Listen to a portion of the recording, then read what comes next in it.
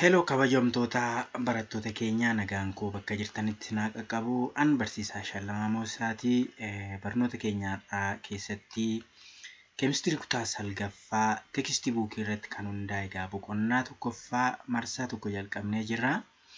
Jalqabuma irratti akkam jirtu nagaadhaa jajjabaachaa jirtu isiniin jecha gara barnoota keenyaattiin isin dabarsa.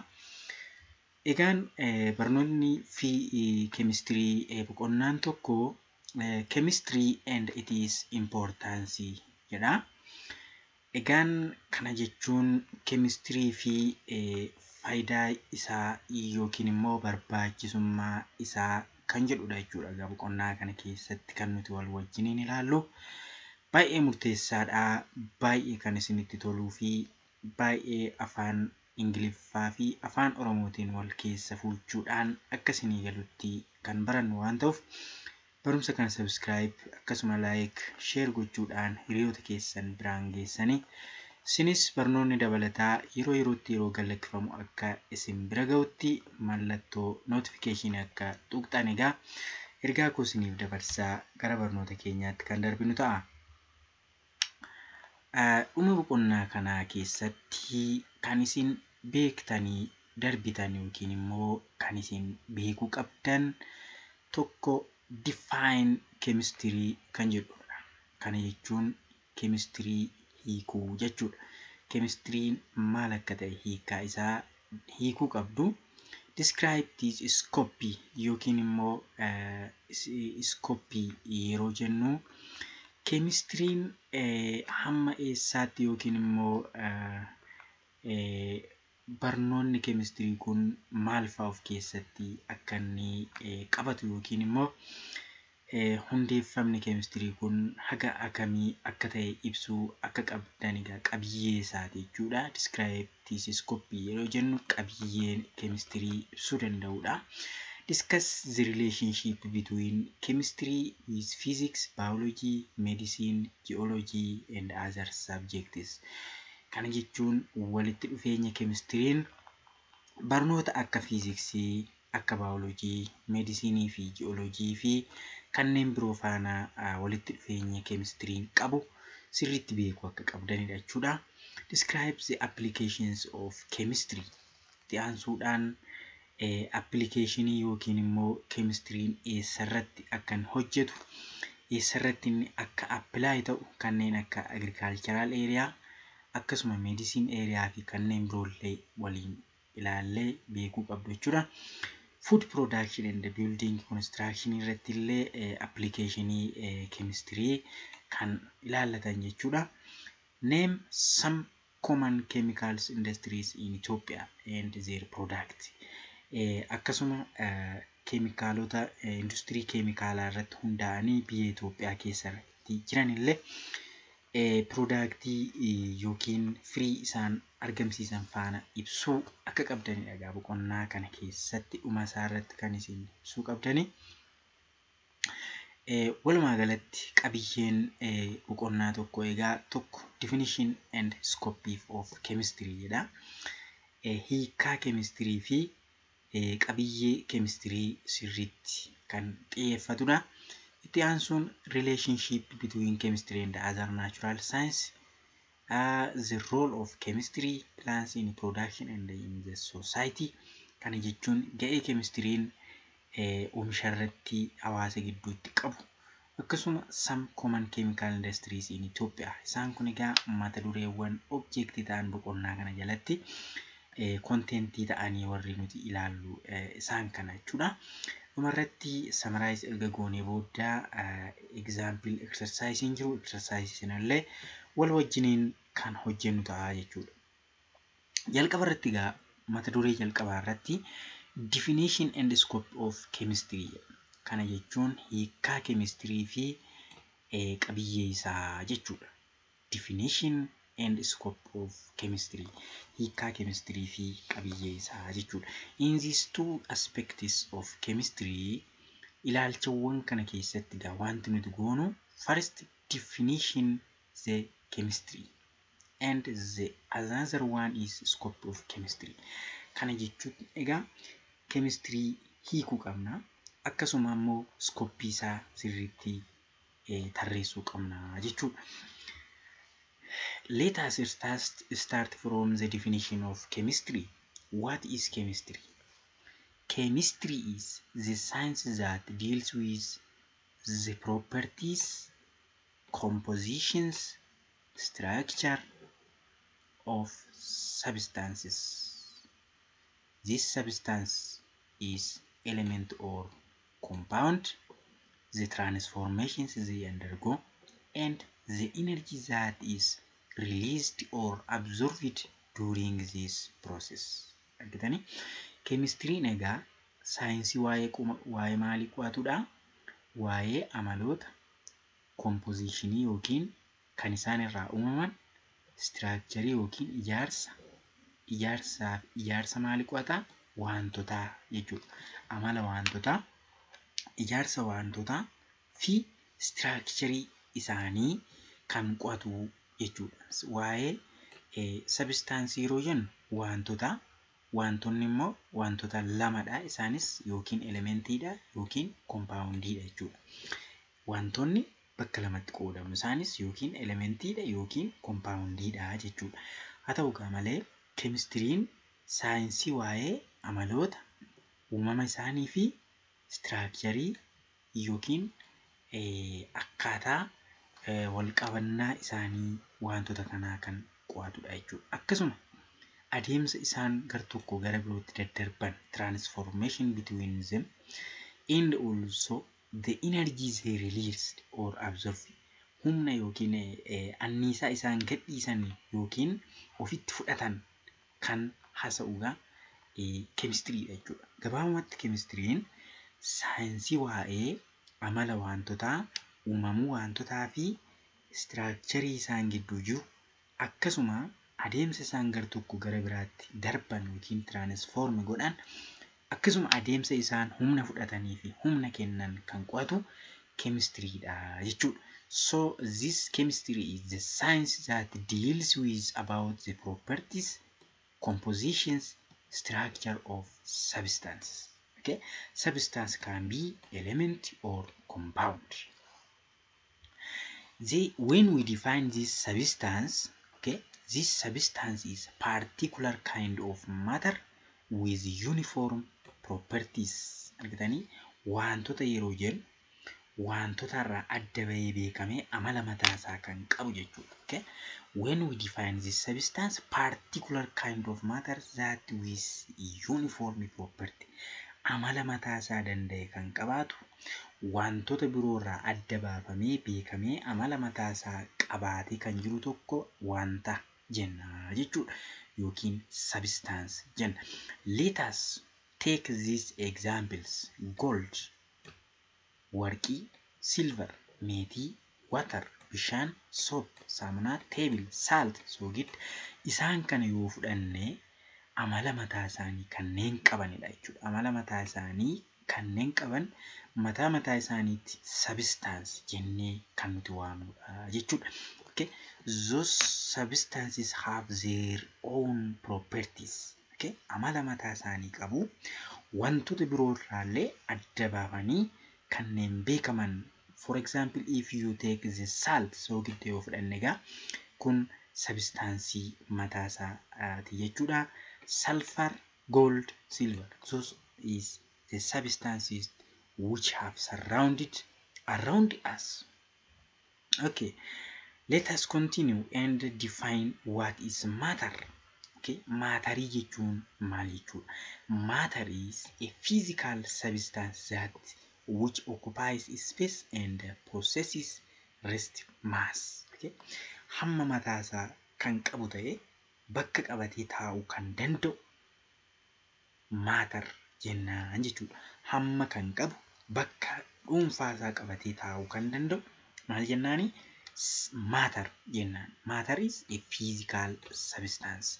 Physical irratti hundaa'ee iddoo qabachuu kan danda'u jechuudha. Iddoo qabatee kan nuti ija keenyaan arguu dandeenyu, kan nuti qaqqabachuu dandeenyu matter jennaan jechuudha. Look, this book, pencil, television, stool, those are the examples of matters. The property of substance is attributes, quality, characteristic.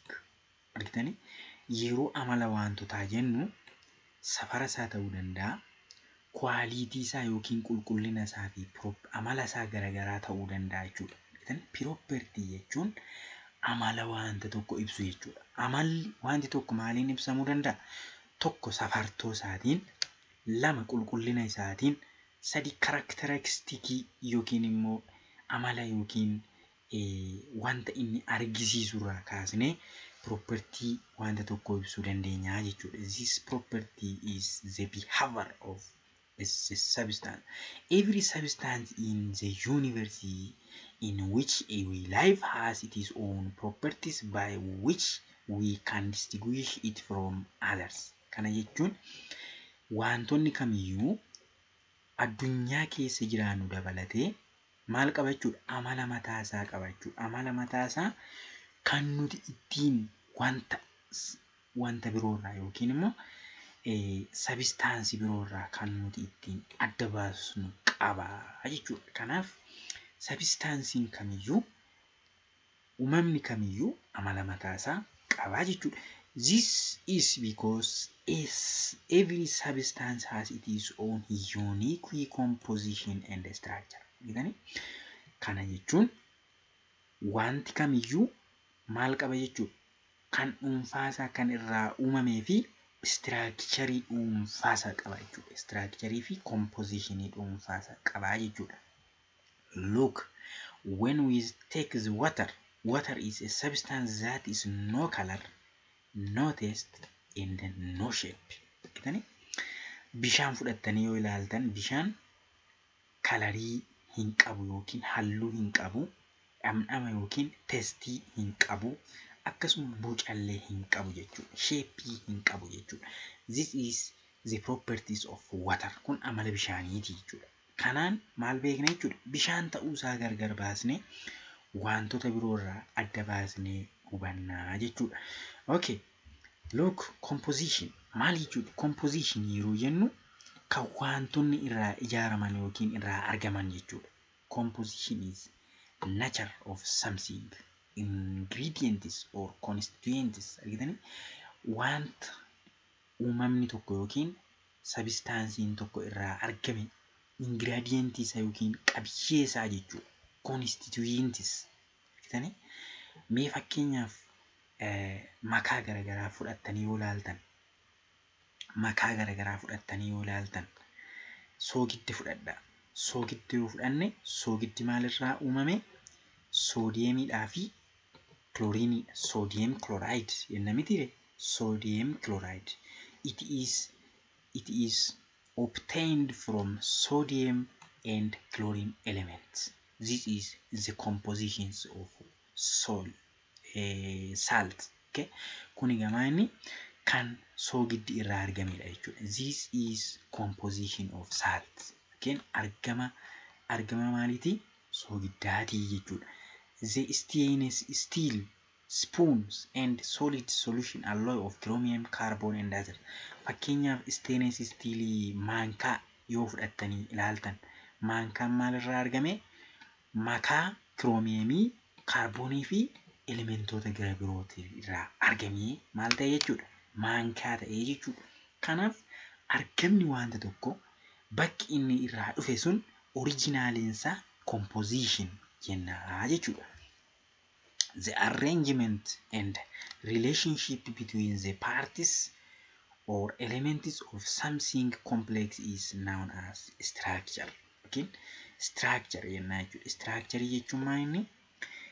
Qaamoleen garagaraa walitti dhufanii, elementoonni walitti dhufanii shape complex ta'e tokko yookiin immoo qaama cimaa ta'e tokko yeroo isaan uumanitti adeemsi uumama isaanii sun structure jenna jechuudha. Structure jenna. Okay, example, the school building, ijaarsa mana barumsaa keessanii fudhattanii yoo ilaaltan, roof, ceiling, doors, window, walls and floor maal qaba jechuudha? Manni barumsaa isin keessa jirtan saboo yookiin immoo barandaa qabaa, gubbee qabaa, balbala qabaa, girgiddaa qabaa, filoorii yookiin immoo lafa isaa sarree deemtan qabaa. Isa inni kun hundinuu maal ta'u walitti dhufanii mana tokko ta'an jechuudha. Mana tokko ta'a. This is different components or different parts are combined to each other to form one building. This is the systematic of structure jenna jechuudha. So the arrangement of each of these parties are known as structure. Akkaataan warri kun itti ijaaramanii buildingii kana yookiin immoo gamoo tokko uuman kun structure jenna jechuudha. Okay. Every substance is in our environment is continuously changing from time to time due to both external and internal forces. Kana jechuun uumamni naannoo keenya jiru kamiyyuu jedha. Uumamni naannoo keenya jiru kamiyyuu maal ta'a jechuudha? Yeroodhaa gara yerootti walitti fufee maal ta'a? Hin jijjiiramaadha. It is changing, hin jijjiirama. Kun immoo dhiibbaa externaalii fi internaalii irraan kan ka'e. Dhiibbaa sabistaansii sana keessa jiru yookiin immoo ala isaarra jiru irraan kan ka'e sabistaansiin kamiyyuu yeroodhaa yerootti maal ta'a deema jechuudha? Hin jijjiirama. Jijjiirama argisiisaa jechuudha. Due to this change, it transforms from one form to another. Sababii kanaaf maal ta'a jechuudha? Qaamni tokko yookiin objektiin tokko gara biraatti hin jijjiirama jechuudha. Solidii irraa gara liquidiitti, liquidii irraa gara gaaziitti maal ta'a jechuudha? Hin jijjiirama. Kana maal jennaani? Transformation jennaa jechuudha. Transformation jijjiirama yookiin waan biraa irraa gara biraatti darbuu yookiin tarkaanfachuu, jijjiiramuu, transformation jennaa jechuudha. So substance is marked change in the form of nature appearance. So this transformation are accompanied by energy changes. Kunigaa transforming kun yookiin immoo objectiin tokko yookiin substancein tokko ofiisaarraa gara biraatti yeroo jijjiiramu maaliin jechuudha? Enerjiidhaan jechuudha. Enerjiin yookiin immoo anniisaan isa keessaa bahu yookiin inni fudhatu ni jiraata jechuudha. Egaan mee gaaffii tokko wal wajjiniin haa hojjennu. Gaaffiin exercise 1.1 from your textbook says that define the term of chemistry. Jecha chemistry jedhu define godhii yookiin ibsii jedha. So chemistry is branch of science that studies the compositions, structure, properties, and the changes of matters. This is the definition of chemistry. In another case, it explores substances at the atomic molecules levels, examining how they interact, combine, transform through chemical reaction. Kana jechuun wantoonni sadarkaa atoomiirra yookiin moolekiyuulirra jiranitti akkamitti isaan akka walitti dhufan, akkamitti akka walitti qabatan, akkamitti gar tokkorraa gara biraatti akka transfer ta'an, chemical reaction isaan gidduu jirullee kan qo'atu chemistryidha jechuudha. Chemistry provides foundation for many other scientific disciplines such as biology, physics, and also others. Common course kanneen akka physics, biology tiif illee scientific discipline yookiin hundee isaaniiti jechuudha. Hundee jara kanaallee ta'uu ni danda'a jechuudha chemistryni. Gaaffiin inni lammaffaan maal jedha isinitti fakkaata? Explain the meaning of the following phrases. Gaaleewwan armaan gadii kanaaf hiikatti kennii jedha. Innis property of substance, amala wantotaa jechuun maalidha? Compositions of substance, argama wantotaa jechuun maal jechuudha? Structure of substance, ijaarsa wantotaa jechuun maal jechuudha? Transformation of substance jechuun darbinsa yookiin gar tokko gara biraatti darbuun yookiin immoo jijjiiramuun wantotaa jechuun maal jechuudha jedha. Isaan kana tokko tokkoon define goonaa jechuudha. The first one is property of substance. Amala wantoota yeroo jennu gaa amala wantoota yeroo jennu this refers to the characteristics that define a substance and help to distinguish it from others. Kana jechuun amala characteristics jechuun amala inni argisiisee wantoota biroo irraa nuti ittiin isa baasuu dandeenyu property isaa jenna yookiin amala isaa jenna jechuudha. Property can be physical. Amala physicalaa ta'uu danda'a yookiin immoo amala chemicalaa. Chemical property. The property is physical property or chemical property. When we say this physical property is based on the color, density, melting point and boiling point. Angitanii kalariinsa yookiin halluunsa, densiitiinsa akkasuma melting pointiinsa yookiin qabxiin inni itti baqu, qabxiin inni itti danfu kun amala fiizikaala wantoota argisiisu jechuudha. Amala keemikaala wantoota kan argisiisan immoo wal nyaatinsa isaa, flammability isaa yookiin immoo kan inni flammable kan nuti jennu kan abidda qabsiisu moo hin qabsiifne, acidity isaa kan acidii qabu moo hin qabne jennee kan nuti itti adda baasnuga property chemicala ta'uu isaati jechuudha. Inni lammaffaan compositions of substance argama yookiin madda wantoota yeroo jennuga this is describes what substance is made, specifying the types and the properties of elements or compounds present in its.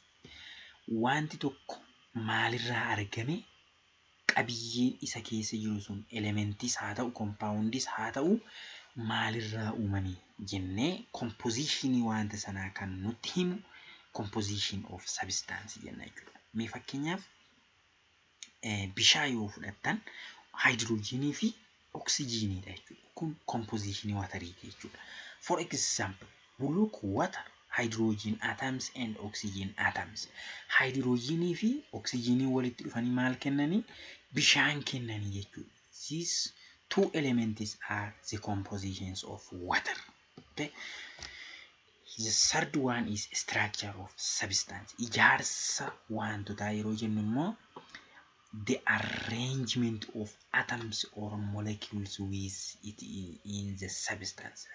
Akkamitti wal qabatan, atomiin isaan keessa jiru, moleculiin isaan keessa jiru, akkamitti hundeeffaman, ija isaanii, gurra isaanii, miilli isaanii, harki isaanii akkamitti wal qabate.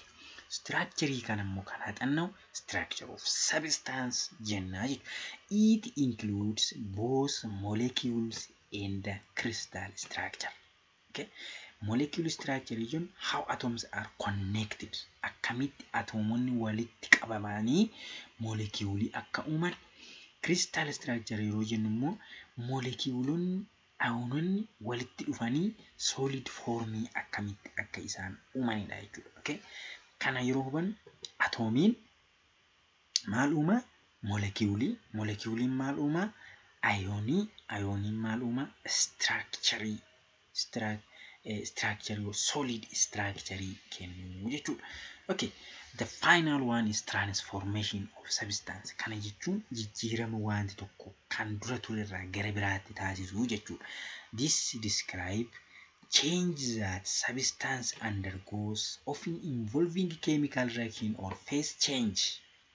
Transformation can be physical, such as ice melting to water, chemical, such as iron rusting in the presence of oxygen.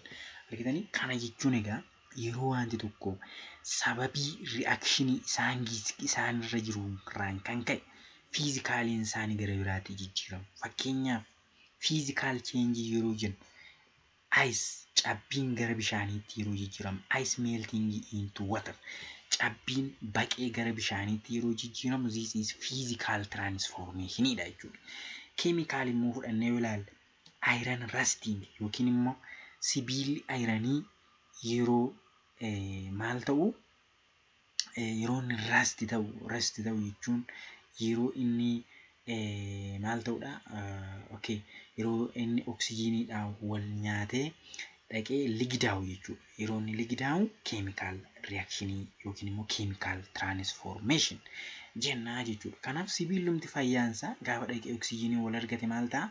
Gara biyyootti wal nyaatee gara waan biraa ta'uutti kan jijjiiramu sun transformation jennaa jechuudha. When we come to the branches of modern chemistry yookiin dameewwan chemistry jabanaa kan nuti jennu kanneen akka physical chemistry, organic chemistry, inorganic chemistry, analytical chemistry fi biochemistry dha jechuudha. Isaan kun the general branches of modern chemistry. Let us look those one by one. When we define what is physical chemistry, it is the study of macroscopic properties, atomic properties, and the phenomena in chemical system. Okay?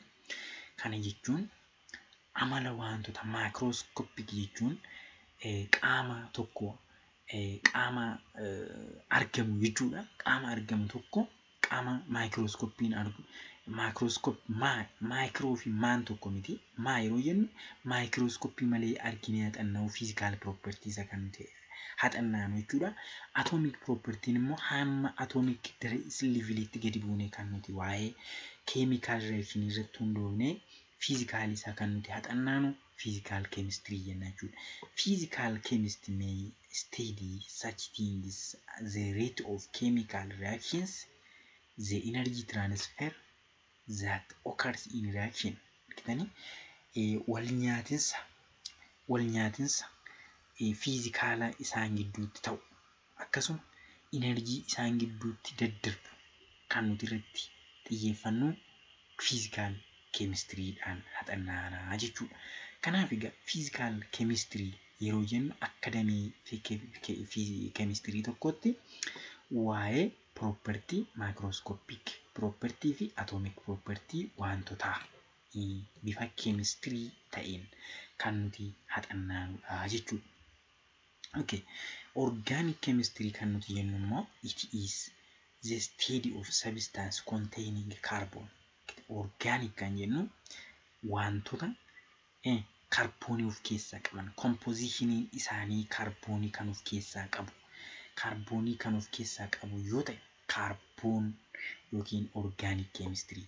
Carbon is one of the most abundant element of the earth. Carboniin gaa elementii lafa kana keessatti iddoo olaanaa yookiin hamma olaanaa ta'e qabatee kan jirudha. And is capable of forming tremendously vast number of chemicals. Kana jechuun keemikaala hedduu maddisiisuu kan danda'udha kaarbooniidha. Most of chemicals found in the living organism are based on carbon. Kanaaf egaa keemikaalonni garagaraa organismoota garagaraa irratti hundoofni kan argaman maal irratti hundaa'aniitu kaarboonii irratti hundaa'aniitu jechuudha. Kaarboonii waan of keessaa qabaniif kaarbooniin egaa biyyee kana keessatti illee hammaan guddaa ta'e kan argamuu fi keemikaala garagaraa irraan argamuu kan danda'udha waan ta'eef waa'ee kanaa yeroo qo'annu egaa waa'ee wantoota kaarboonii of keessaa qabanii kan haxanna'an yoo ta'e organic chemistry dha jechuudha. Okay. The third one is inorganic chemistry. This inorganic chemistry is the study of substances that are not primarily based on carbon. Kun immoo wantoota kaarboonii of keessaa qaban irratti kan hin hundoofnedha jechuudha. Kaarboonii irratti kan xiyyeeffate osoo hin taane wantoota kaarboonii of keessaa hin qabne irratti xiyyeeffate kan haxanna'u yookiin immoo study godhu inorganic chemistry jenna jechuudha. Inorganic chemicals are commonly found in rocks and minerals. Kanneen akka kattaa fi albuuda garagaraa keessatti illee kanneen kaarboonii of keessaa hin qabne jiru jechuudha. Albuudni garagaraa kaarboonii malee kan jiran jiru. Sanagaa bifa reactionii ta'een yookiin immoo keemikaalaan yeroo nuti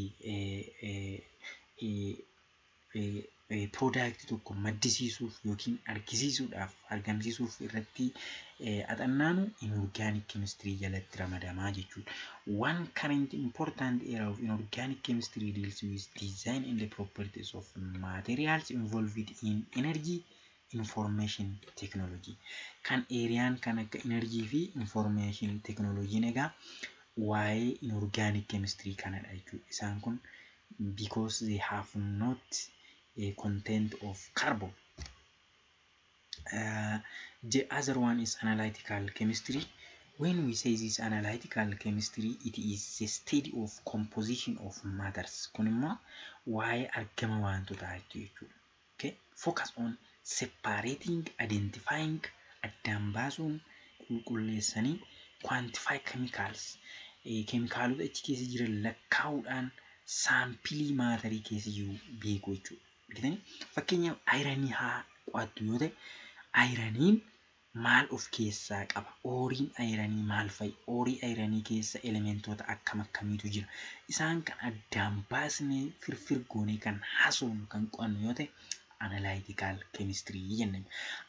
Analytical chemistry may be complex instrument to analyze an unknown materials in order to determine various components. Kun egaa maanni analyze gochuuf illee xiqqoo complexii ta'uu akka ni danda'udha jechuudha. Kun egaa iddoo hundumaatti hojjechuu dhiisuu danda'a jechuudha. Analytical chemistry'n haa ta'u malee wantoota yookiin maatarii tokko haxanna'uuf analytical chemistry'n gahee guddaa taphataa jechuudha. Biochemistry yeroo jennu immoo it is the study of chemical process that occurs in living things. Egaa biologiin waa'ee lubbuuti kan inni qo'atu. Haa ta'uyyuu malee keemikaalii waa'ee lubbuuti wal qabatu kan qo'atu yoo ta'e egaa biochemistry ta'a jechuudha. It is may cover everything from basic cellular process up to understanding disease status.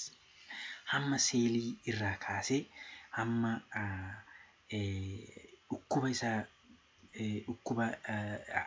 dhukkuba wanta argama tokko irratti yookiin immoo fiizikaalii yookiin living things tokko seelii isaarraa kaasne hamma fayyummaa isaatti illee hamma qoricha kennuutti illee qo'achuu kan danda'u biochemistry jechuudha. Kun egaa biochemistry'n buufata fayyaa keessatti gahee guddaa akka inni taphatudha jechuudha. Chemistry is about looking for patterns in the way substances behave because living and non-living things are made of matter. Chemistry affect all aspects of life almost. Kun jechuun egaa chemistry'n akka inni wantoota lubbuu qabaniif lubbuu hin qabne irratti illee gahee guddaa akka inni taphatudha. The scope of chemistry can be extended, explaining natural world, preparing people for career opportunity. Egaan qabiyyeen chemistry egaa hammamitti babal'achuu danda'a? Hamma addunyaa uumamte kana yookiin immoo nageenya hawaasa keenyaa akkasuma waa'ee product garaagaraa oomishuu irratti illee ni xiyyeeffata jechuudha. Scope of chemistry yeroo jennu scope jechuun chemistry'n hammam bal'achuu danda'a? Qabiyyeen isaa maali? Waa'ee maalii of keessatti qabata? Waa'ee maalii qo'ata? Waa'ee maalii immoo dhiisa? Jennee scope isaa yookiin immoo qabiyyee isaa kan nuti ilaallu ta'a jechuudha. Scope of chemistry includes agriculture, medicine, food production and building construction. Qabiyyeen chemistry ga'een chemistry qabu agricultural jechuun waa'ee qonnaa, medicine jechuun waa'ee fayyaa, food production jechuun immoo waa'ee oomisha nyaataa, akkasuma building construction jechuun immoo waa'ee ijaarsa gamoowwanii irratti kan of keessatti xiyyeeffatu. Chemistry'n iddoo kana hundumaa ni ga'a jechuudha. Ga'een chemistry'n qabu warroota kana arfanii sirriitti qaqqabaa jechuudha. Egaan isaan kana yoo fudhattanii ilaaltan imeejii asirra jiran kana bu'aa chemistry ta'uu isaanii kanneen akka soofaa, cararii garaagaraa, saamunaa, qoricha garaagaraa, madaabaraa yookiin immoo kan itti oomisha garaagaraatiif gargaaraman, paakeetiin garaagaraa isaan kun hundi isaaniiyyuu bu'aa chemistry ta'uu isaati jechuudha. Asirratti kan argisiisee jiru. haa ta'u gaa malee mee exercise 1.2 kun maal jedha isinitti fakkaata? Provide correct answer for the following question jedha. Kun tekstii buukii keessan irra jira. Deebii sirrii ta'e gaaffiiwwan armaan gadiitiif kaa'i isiniin jedha jechuudha. List down examples of chemicals or chemical products that are used following. Mee agriculture irratti fakkeenyaaf agriculture irratti keemikaalii yookiis bu'aa keemikaalaa sanaa kaa'i yookiin barreessi. Agriculture irratti ga'een keemistirii maal fa'i? Productiin agriculture irra jiran dhimma keemistiriitiin kan wal qabatu maal fa'i? Akkasuma dhimma fayyaa irratti, akkasuma dhimma nyaataa irratti, akkasuma dhimma ijaarsaa irratti mee kaa'i isiniin jedha. Egaa isa kana waan baay'ee kaa'uu dandeessu. Ga'ee keemistiriin yookiin immoo productii keemistiriin agriculture irratti qabu akkasuma meedisinii irratti qabu wanta garaagaraa jechuu dandeessu. Ani egaa xiqqoo ishii example isiniin fudhadha. Agriculture irratti keemikaaliidhaan kan argamu bu'aa keemistirii kanneen ta'an fakkeenyaaf fertilizersidha. Fertilizers yookiin immoo madaabaraa yookiin immoo isa nuti yeroo midhaan facaasnu jala buusuudhaan akka midhaan gabbatu kan goonu kanneen akka ammonium nitrate, urea, potassium nitrate isaan kun bu'aa keemistiriiti jechuudha. Bu'aa keemistirii. This is under agriculture. Bu'aa qonnaa jalatti keemistiriin kan inni argisiisu jechuudha. Pesticide jechuun insecticide, herbicide, fungicide. Kana jechuun farra ilbiisotaa, farra biqilootaa, farra fangasiiwwanii isaan kun pesticide jennaanii jechuudha. Isaan kun egaa dhimma agriculture irrattidha jechuudha. Biqiltuu tokko yeroo agriculturein egaa maal of keessatti qabata?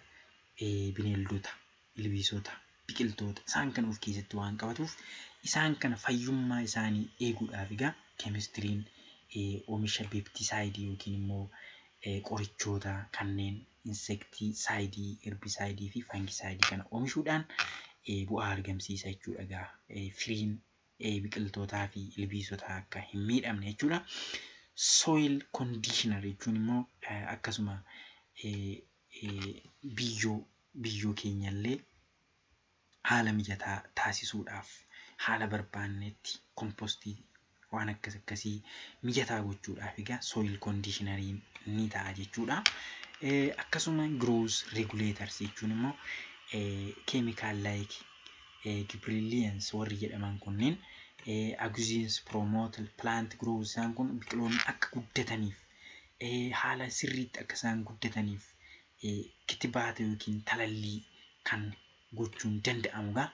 Bu'aa keemistirii agriculture jalatti taasifamudha jechuudha. Meedisinii jala irratti yoo fudhattanii ilaaltan kanneen akka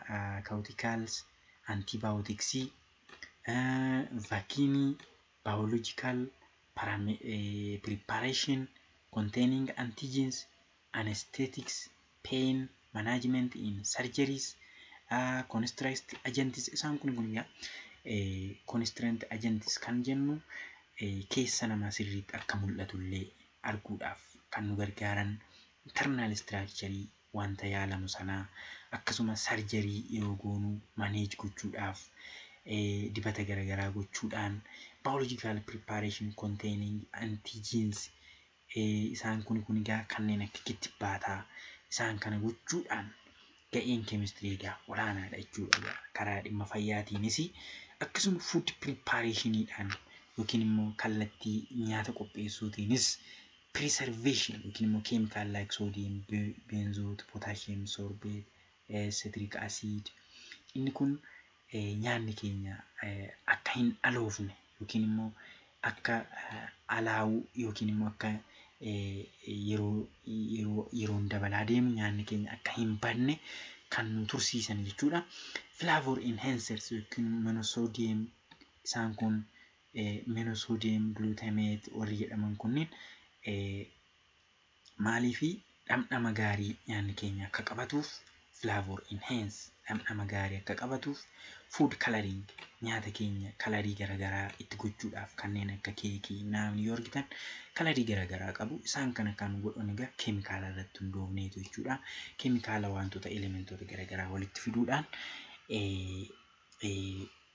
kalorii nyaata keenyaa bareechuu ni dandeenya jechuudha. Isaan kun egaa ga'ee keemistiriin kallattii nyaata oomishuutiin qabudha jechuudha. Building construction jalas yoo dhuftan kan akka simentii yookiin immoo simmintoo, stiilii, sibiila yookiin immoo kan akka birat isa jennu jechuudha. Insulators, maateeriyaalii kan ho'a dabarsine ittisoota jechuudha.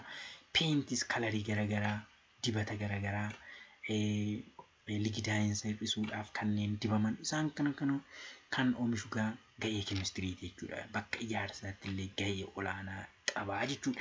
Isaan kana example fudhachuu dandeessu exercise 1.2 exercise kitaaba keessanirra jirudha.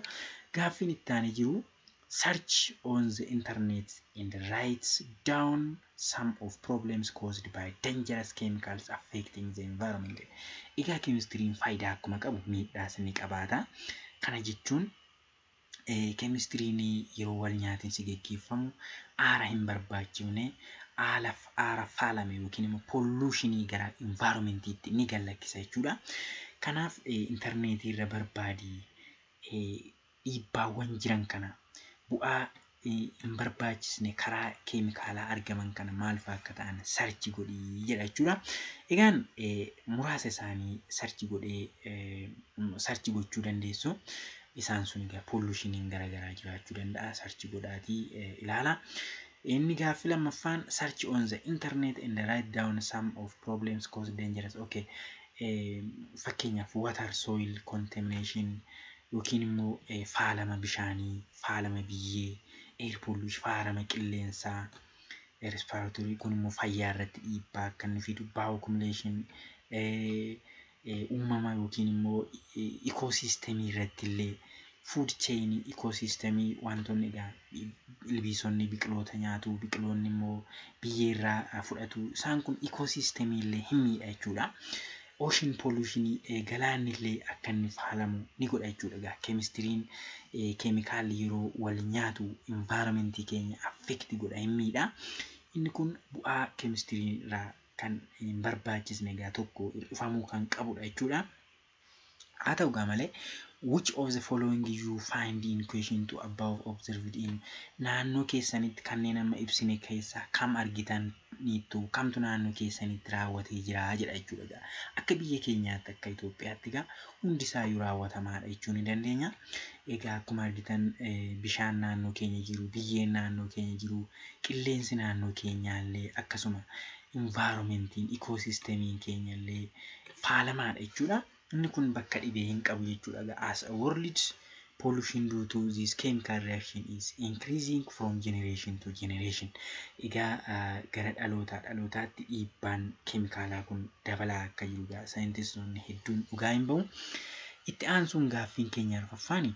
What do you think in the solution? Akkamitti furuu dandeenya jettee yaadda? Waan kana egaa isin barattoota waan taataniif hammumaa kaastanii xiyyeeffannoo gochaa deemuu qabdu jechuudha.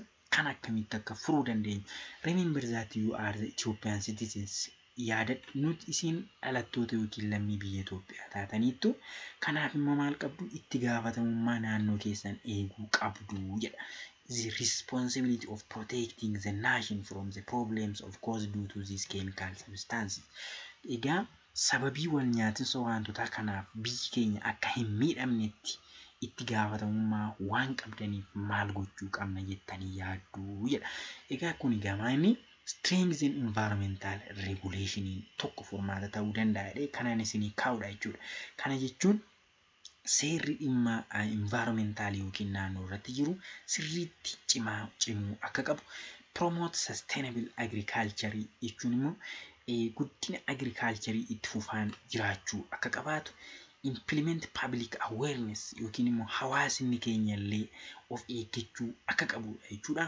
Develop waste management kun baay'ee hir'uudha jechuudha biyya keenya keessatti. Gaa develop waste management jechuun wantoota kosii gataman illee sirriitti manage goonee bakka itti gataman itti gatuu yookiin gubuu jechuudha. Support research and monitoring warra research hojjetan jajjabeessuu fi gargaaruu yookiin immoo wajjin ta'uudha encourage international collaboration biyyoota biroo wajjin illee hidhata godhachuudhaan cimsanii irratti hojjechuun egaa gahee keessanii fi gahee kooti jechuudha.